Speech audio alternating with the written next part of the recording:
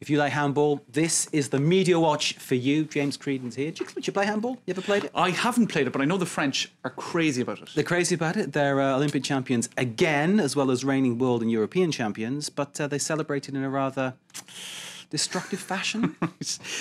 I hear tell that they had a few drinks in when this particular interview was shot. Which happens. It does happen. This was in London on Sunday evening, yesterday evening.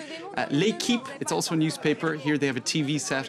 And let's take a look at this. That's they decided Nikola Karabatic, the star of French handball there, seemingly destructing the set. Showing his muscles. Single-handed. The presenter actually said, let's go to a commercial break. But they didn't get a chance to do that. So there you go. It was a pretty passionate moment of television for the handballers. Okay, so they won, and they won well, but then they destroyed a TV set. What's the reaction been to this, James? Let's take a look at the computer. You have Pierre Salviac. Now, he is a journalist, and he said, could somebody explain to these handballers that a television set costs a lot of money and that L'Équipe TV probably doesn't have too?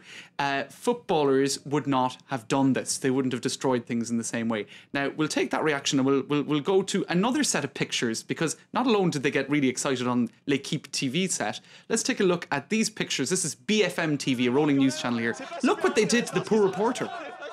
I think the poor reporter's loving it, to be honest.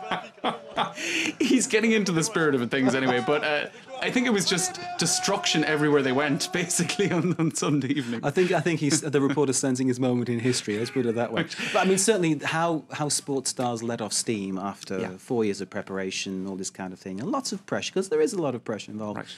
It is one thing. I'm just kind of amazed that they made this comparison about footballers. They wouldn't have done that. I think footballers wouldn't have bothered turning up in such numbers to give their time Probably to talk about not. their sport. And you know, there were more tweets on that, Mark. I'll show you now a few people saying, coming back to this moment, Samir Nasri, now this was Euro 2012, you'd explain this better than I would. He got annoyed about a journalist's reaction to his performance and insulted him, basically. Footballers often react badly to criticism from any domain.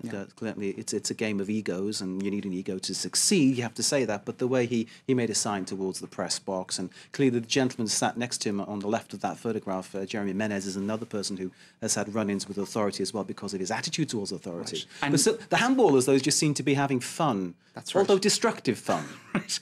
And look what they're saying about that incident in comparison. Experts...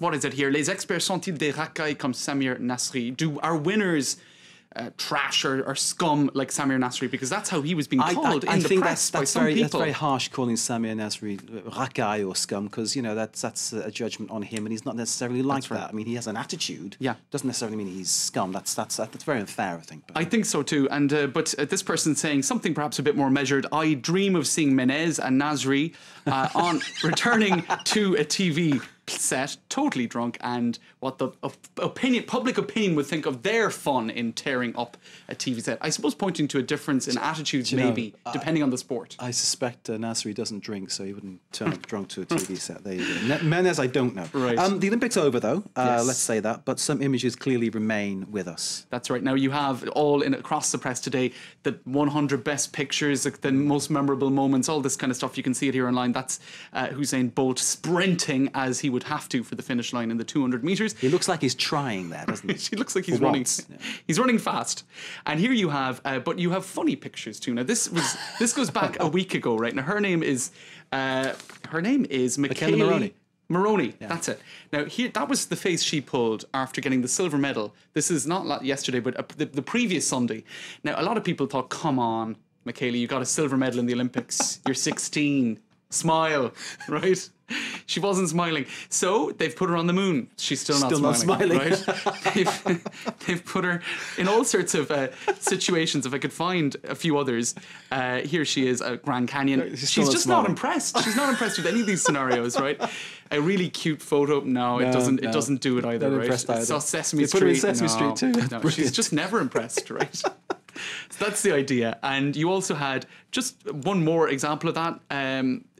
Boris Johnson, do you remember when he was dangling from the zip wire? Stuck on the zip wire, yeah. That's right. Well, he's dangling off Usain Bolt. This is a meme. These are the pictures that become viral, right?